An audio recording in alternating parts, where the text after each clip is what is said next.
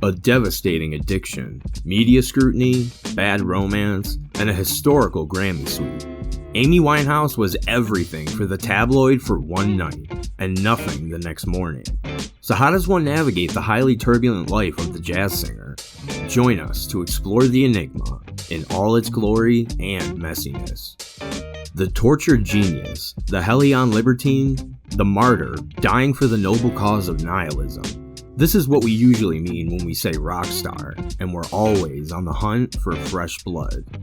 Those were the words of Steve Candel's piece in Spin magazine, which was published days after Amy Winehouse's death. The very concept of a tortured genius has occupied varying spaces in the mainstream media. On one end of the spectrum, there's Kurt Cobain of Nirvana, whose genius and devastating addiction went hand in hand. On the other end of the spectrum is Winehouse, who was loved for her talent but equally vilified for her substance abuse. Tragically, that seems to be the essence of Winehouse's career that burned too bright until it was blown out forever. Before the singer could become mainstream in the United States, her reputation preceded her in her home country, England. While there was no denying that she was a generational talent, the often ruthless British tabloids were more interested in her drinking and, in their own words, her daddy issues. However, it was also not a secret that Amy would transcend all criticism and boundaries to become a star. Her sophomore album, Back to Black, was released in October 2006 after her 2003 critically acclaimed debut, Frank, had already sold 1 million copies in the UK. She wasn't just a cassette name either.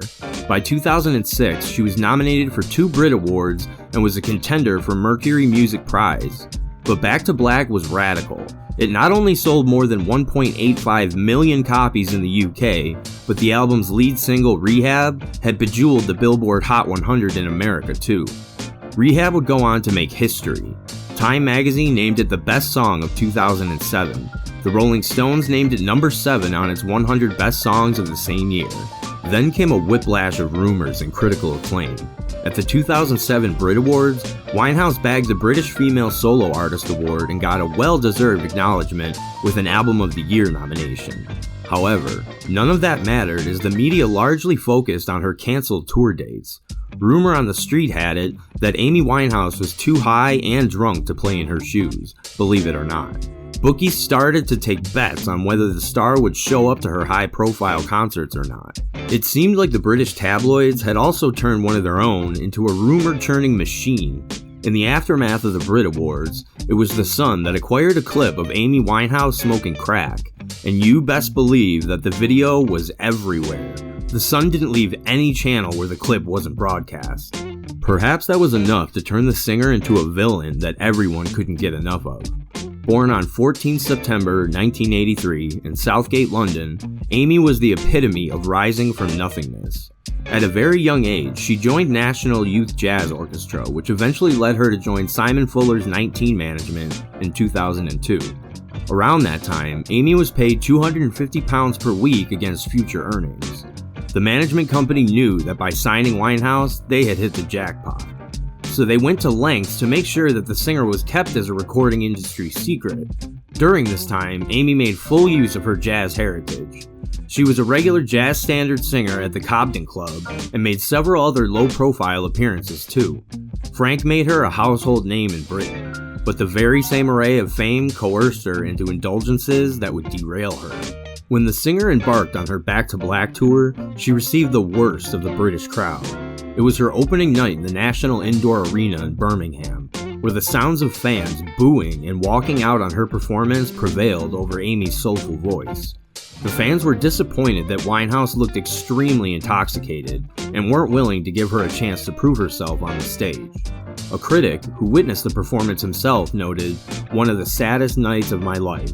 I saw a supremely talented artist reduced to tears, stumbling around the stage and unforgivably swearing at the audience." Soon enough, Amy canceled the rest of her tour, only to find a profound critical success in America, but at a hefty cost.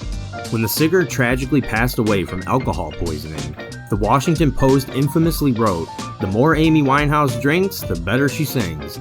And that headline is enough to tell how Amy's genius was received across the pond.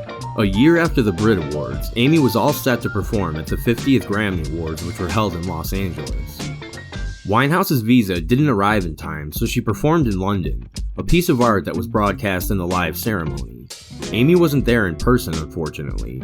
Little did she know that she would win big that night. Amy became the first British woman to win 5 Grammys, including Record of the Year, Song of the Year, Best Female Pop Vocal Performance, Best Pop Vocal Album, and Best New Artist.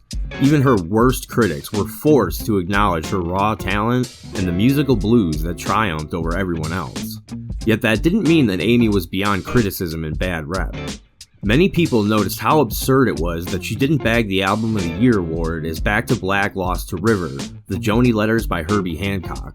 There was no doubt that the victorious album was relatively less known, and its sales were embarrassing to say the least. It didn't make sense how River was comparable to Back to Black. This is why critics were quick to point out that Amy didn't lose out musically, but rather it was her image that got in the way. Chris Willman of Entertainment Weekly wrote, evidently the most conservative voters, and there are a lot of them, got too distracted by her image problems to see that she had created a classic. By the 50th Grammys, there was a common theme in Amy's illustrious career. No matter how transcendental she was, she seemed to lose the PR battle in front of every insurmountable feat she achieved. The highly popular clip of Amy hearing the news of her Grammy sweep alongside her family and band is bound to make you emotional. But perhaps that wasn't the emotion that prevailed in the aftermath of her successful night. It was singer Natalie Cole and Amy's longtime influence, Tony Bennett, who had presented the singer with the Record of the Year award. Later, Natalie questioned the integrity of Amy Winehouse, citing that she shouldn't have won the feat considering her drug and alcohol problems. Natalie wasn't the only one who had this highly demeaning and sexist opinion. Many publications, including CNN and Rolling Stones, didn't think it was appropriate to award a song about not wanting to go to rehab, especially when it was coming from someone who desperately needed to be there. Oddly enough, Amy was actually checked into rehab around her Grammy wins. It was the #1 reason why the US authorities were skeptical of issuing her a visa. The singer had taken a break from her treatment to take the stage in London. But none of that mattered, perhaps. You see, throughout the singer's media treatment across the Atlantic, everyone was largely concerned about critics awarding Amy's bad behavior. The narrative was so strong that even the United Nations Office of Crimes and Drugs intervened. The executive of the office at that time warned us about the turmoil of sensationalizing popping drugs and binge drinking, especially when it comes from a youth icon as spectacular as Amy Winehouse. The radio stations would still keep blasting Back to Black. Even today, the album stands as one of the best pieces of music ever written and performed. Very recently, Apple Music named it as the 8th best album of all time in its inaugural Top 100 album list. In this feat, Amy Winehouse was able to surpass Nirvana's Nevermind, Beyoncé's Lemonade, Fleetwood Mac's Rumors, Radiohead's OK Computer, and Jay-Z's The Blueprint. While this is Apple's first list of the top 100 that honors Amy Winehouse, publications like Rolling Stones have already bestowed the singer with that honor. But going back in history, it didn't seem very plausible that Amy would be a giant name in music as she is today. It seemed like she would be one of those recipients of the Grammys curse, the one-time wonders that the Academy rewards exceedingly only for them to fade in time. There is no denying that Amy's craft is matchless. It was her turbulent life that made her an unreliable name in the music industry, particularly starting in 2008. And like every other story of a tortured genius, a love affair is involved too. Any hot news about Amy Winehouse went 3 ways. Of course, the media would publish something about her raging success. Other times it was her emptying bottles in bars or getting high on hard drugs. And more plausibly, the newspapers would write anything and everything about her romantic rendezvous. We get a profound glimpse of the latter in the recent Amy Winehouse biopic, directed by Sam Taylor Johnson. It goes without saying that the film was a major flop. Like tabloids of the singer's time, Johnson horrifically focused on Amy's relationships and not her musical legacy. The director had admitted that she wanted to give her audiences a new insight into the singer's life, but she fell short on candor.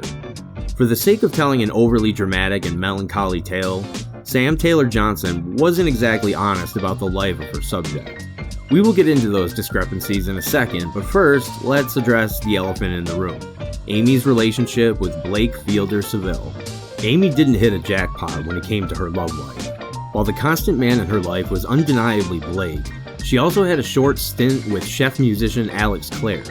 The duo wasn't a dream. In fact, after their breakup, Alex ran off to sell his story to News of the World, which was published a rather obscene article to vilify the singer's intimate life. The explosive piece was titled "Bondage-Crazed Amy Just Can't Behive in Bed," which featured multiple stories of Amy putting herself and Alex in compromising positions for pleasure. Following the story, other partners of the singer also detailed their stories, promptly giving Amy the title of Little Porn Star. So, in comparison, it seemed like Blake Fielder Seville was a godsend for Amy Winehouse, but that facade would fade away too. Amy and Blake met in a pub in Camden in 2005, which was around the singer's residence. By then, Winehouse had already penned down Frank, so she wasn't exactly an unknown. Their relationship was too fast and too bright. Soon enough, Winehouse cemented her love for Fielder Seville by getting a tattoo of his name across her heart. The couple was quick to break up, too. Blake returned to his ex, and a heartbroken Winehouse poured her grief and despair into her masterpiece that would later become Back to Black. Perhaps it was the emotive language in the album that prompted Blake to fix his mistakes, but by 2007, the couple was back and had eloped. From 2007 to their eventual divorce in 2011, the media was keen on finding a villain in Amy's life. When the daddy issues narrative didn't work, they put their focus on Blake, the man whose betrayals had forced Amy to drink and get high. It also didn't help that it was, in fact, Blake who had introduced the singer to hard drugs. Then came the August 2007 incident. The couple was photographed wandering around the streets in London, injured and bruised, and first-hand accounts had reported the couple had begun to fight after Blake had left Amy to source drugs. Even though Amy would protest the narrative by saying that their wounds were self-inflicted, the ship had already sailed. Prior to this incident, Amy had also admitted that she would hit Blake when she was drunk or high. So, sources close to Blake saw him as a victim rather than an abuser in Amy's stories. Blake's dad was so far gone that he encouraged fans to abandon Amy Winehouse given her alleged abusive nature. In contrast, Amy's fans as well as her dad Mitch Winehouse protested that Blank can't be absolved of his crimes either. After all, he was the one who introduced the singer to heroin in Miami. However, in Sam Taylor Johnson's iteration of events, Amy was doing hard drugs before she even met Blake. Similarly, when media outlets reported that Blake would hit his wife too, the movie steered away from such scenes as well. If anything, Blake in the biopic is able to garner our sympathy. He is a man who is stuck in a toxic relationship with a wife struggling with addiction and bulimia. In the broken tragedy of Amy Winehouse, Blake had a little role to play. At least, that's what we see in the movie. And it wasn't surprising that the singer's family and fans would protest such a depiction. But let's pan into real-life events that actually happened. From July 2008 to February 2009, Blake went to jail for assaulting a pub owner on the charges of trying to pervert the course of justice. During his imprisonment, Blake would try to divorce Amy, who wasn't keen on hiding her extramarital affairs. But all hell broke loose when she brought up her incarcerated husband in front of the crowd of Glastonbury 2008, which she was headlining. The set was going fine until she told the audience that her husband was out in 2 weeks before singing Back to Black.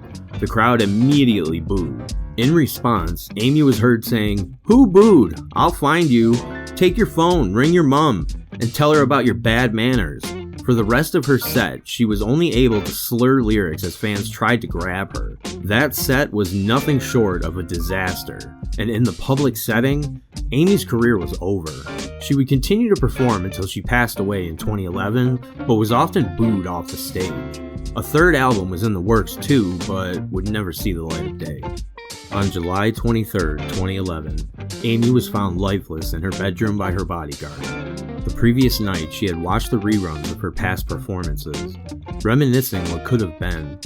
Her death was attributed to overdosing and alcohol poisoning. She was 27 at the time of her death, making another entry to the infamous 27 Club. Thanks for watching, and we'll see you soon.